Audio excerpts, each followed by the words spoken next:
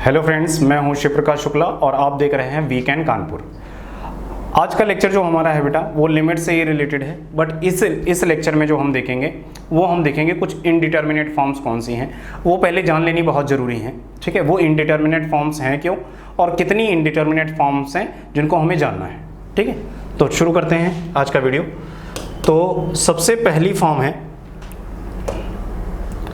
First देखो, सबसे पहली फॉर्म है बेटा 0/0, 0/0। दूसरी फॉर्म है इनडिटर्मिनेट ∞/∞। तीसरी फॉर्म है ∞−∞। चौथी फॉर्म है 0 × ∞। पांचवी फॉर्म है 0⁻⁴। छठी फॉर्म है ∞⁻⁴। ठीक है, सातवीं फॉर्म है हमारी 1⁻∞। ये जो 7 फॉर्म हैं वो सारी की सारी इनडिटर्मिनेट है। इनडिटर्मिनेट का मतलब क्या होता है, कोई एक स्पेसिफिक या कांस्टेंट वैल्यू ना आए। ठीक है, यानी एक से ज़्यादा आंसर्स एग्जिस्ट करें। इनडिटर्मिनेट का मतलब क्या है, इन कंडीशन में इसको थोड़ा सा समझते हैं। तो इनको पहले ध्यान से देख लो, ये सारी हैं। यहाँ पे जो भी हमारा ये 0 है ये एग्जैक्ट 0 नहीं है, यहाँ पे x टेंडिंग टू 0 है और x भी टेंडिंग टू ∞ है। समझ में आया कि नहीं? तो कुछ भी एग्जैक्ट चीज़ें नहीं है, सारी की सारी क्या है, टेंडिंग है। टेंडिंग मतलब उसको अप्रोच कर रही है, वहाँ पे एग्जैक्ट वो वैल्यू नहीं है। ठीक है, यहाँ भी सब कुछ है, ये भी टेंडिंग टू 1 है, ये भी टेंडिंग टू 1 है, बट एग्जैक्ट 1 नहीं है, टेंडिंग टू 1 है। यानी 1 के जस्ट लेफ्ट की बात कर रहे हैं और 1 के जस्ट राइट की बात कर रहे हैं। ठीक है, x टेंडिंग टू 0 का मतलब इसके जस्ट लेफ्ट की बात, 0 नेगेटिव की और 0 पॉजिटिव। समझ में आ रहा है कि नहीं? इसी तरह हम इन्फिनिटी आपको टेंडिंग टू ∞ का मतलब क्या लगा, बहुत इन्फिनिटी पे तो वो पॉजिटिव की तरफ ही होगा, या अब अगर ∞ पे जाओगे तो इधर माइनस नेगेटिव ही होगा। ठीक है, क्लियर है? तो देखते हैं कैसे। देखो, जब भी कोई डिफाइंड होती है, डिफाइंड टर्म, डिफाइंड और अनडिफाइंड, ठीक है, तो दोनों चीजों को समझते हैं। एक होती है बेटा डिफाइंड,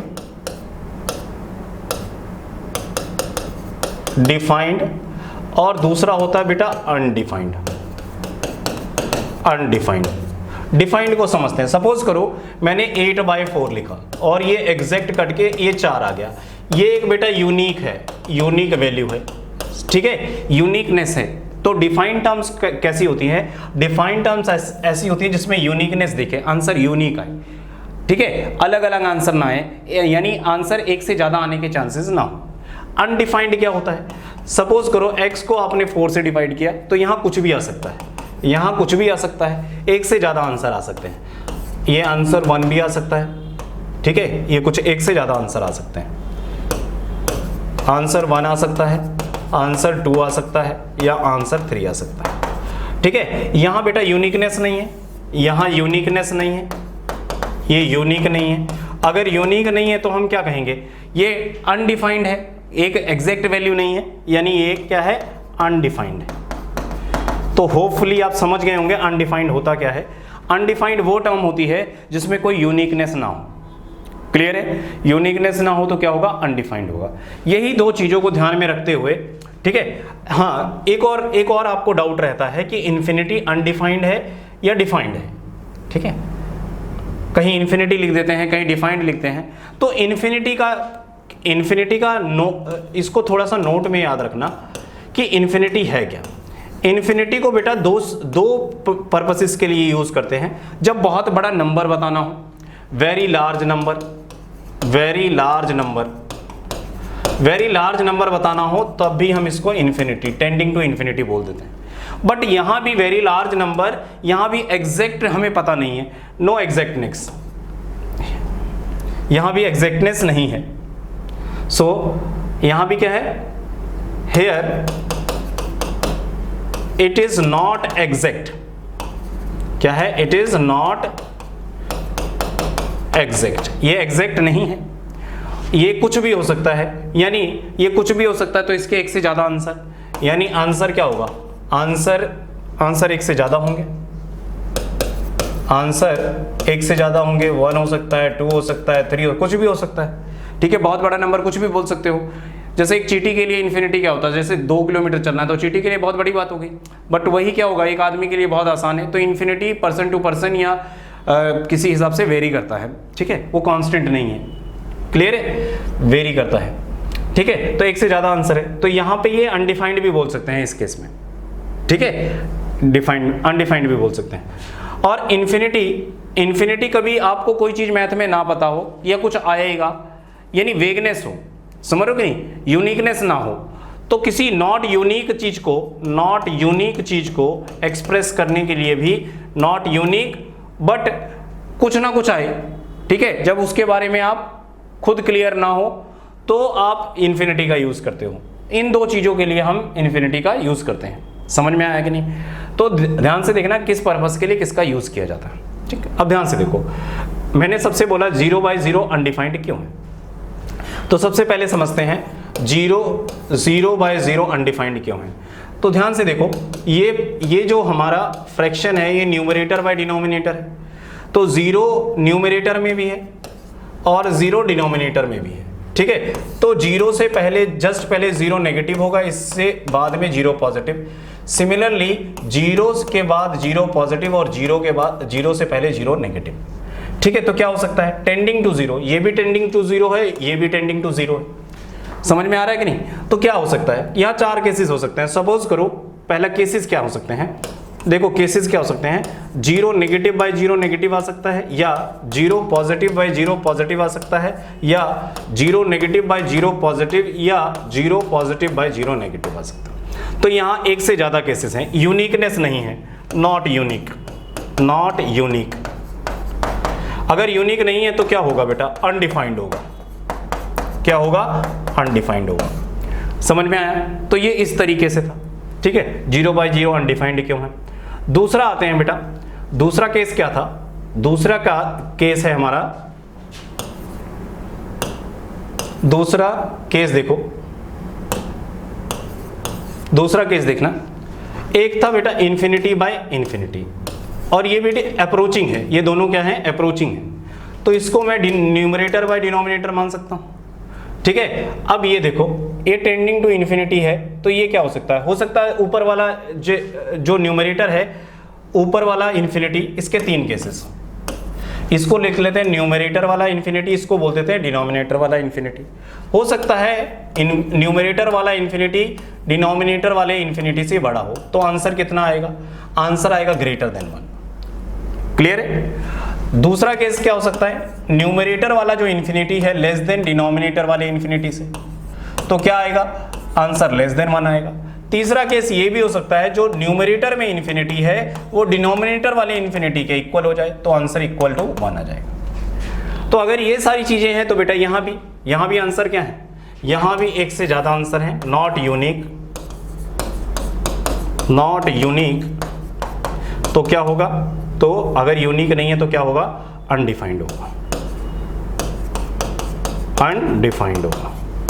क्लियर है। तीसरे का भी हम डिस्कस कर लेते हैं, क्यों, तीसरा क्यों होता है, ठीक है। देखो तीसरा इन्फिनिटी माइनस इन्फिनिटी, ठीक है, तो इसको ले लेते हैं इन्फिनिटी ए और इसको ले लेते हैं इन्फिनिटी बी। अब यहां से भी देखो 2 नंबर है, एक नंबर ए माइनस क्या है, नंबर बी है, ठीक है। तो इसके भी 3 केसेस, पहला क्या हो सकता है, इन्फिनिटी ए बड़ा हो जाए किससे, इन्फिनिटी बी से, तो आंसर क्या आएगा, आंसर पॉजिटिव आएगा। दूसरा क्या हो सकता है, इन्फिनिटी ए लेस देन इन्फिनिटी बी, तो इससे क्या होगा, आंसर नेगेटिव आएगा। तीसरा क्या होगा, infinity A equal to infinity B हो जाए, तो यहां पे आंसर 0 आएगा।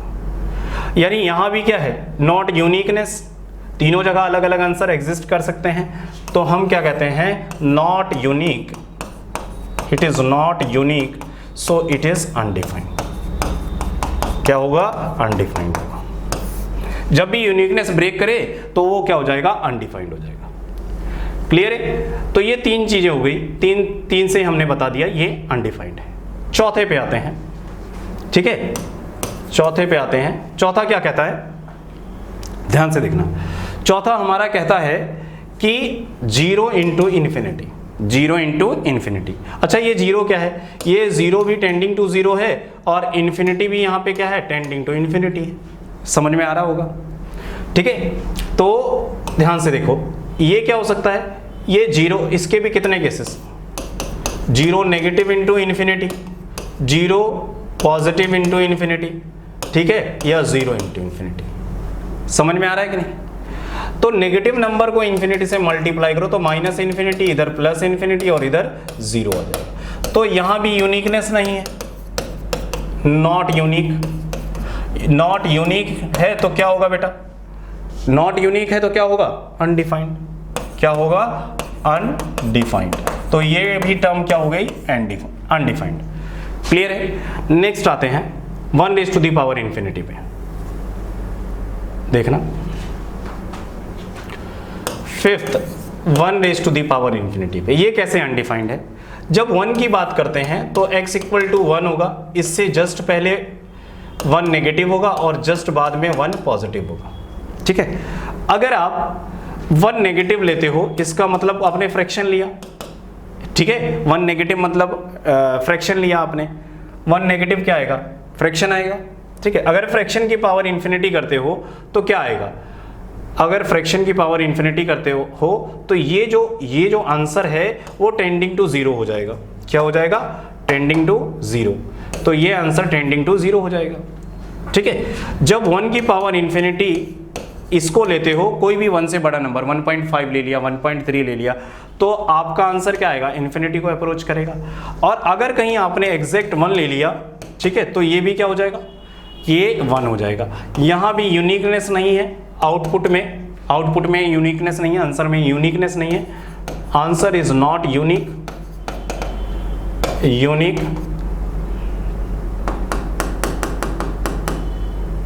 Is not unique. तो क्या होगा, it is not defined,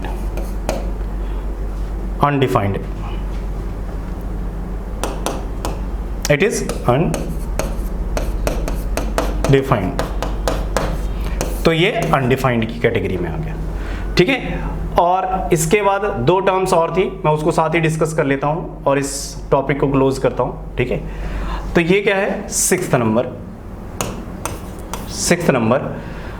number पे क्या था, आप देखोगे 0 रेज़ टू दी पावर 0 और 7th नंबर क्या था, infinity raise to the power 0। ध्यान से देखना, 0 रेज़ टू दी पावर, दोनों टेंडिंग टू 0 हैं, ये भी टेंडिंग टू 0, ये भी टेंडिंग टू 0। तो क्या हो सकता है, ये नेगेटिव हो और ऊपर वाला भी नेगेटिव हो। क्या हो सकता है, ये पॉजिटिव हो, ऊपर वाला नेगेटिव हो, या ये नेगेटिव ऊपर वाला पॉजिटिव हो, या दोनों क्या हो, 0 पॉजिटिव, ऊपर वाला भी क्या हो, पॉजिटिव, ठीक है। तो यहां से भी डिफरेंट आंसर आएंगे, यूनिक आंसर नहीं आएगा, not unique, so it is undefined. Clear है। इसी तरीके से इधर आते हैं, इन्फिनिटी तो आपको पता है, इन्फिनिटी का पावर 0 नेगेटिव भी हो सकता है और इन्फिनिटी का पावर 0 पॉजिटिव भी हो सकता है। नेगेटिव होगा तो ये कुछ ऐसे हो जाएगा, 1 की power infinity raise to the power 0, positive हो जाएगा। और जब इन्फिनिटी डिनोमिनेटर में चला गया तो आंसर अलग आएगा, और ये न्यूमिनेटर में ही रहेगा तो आंसर अलग आएगा। ये भी अलग, ये भी अलग, 2 आंसर, तो क्या होगा, नॉट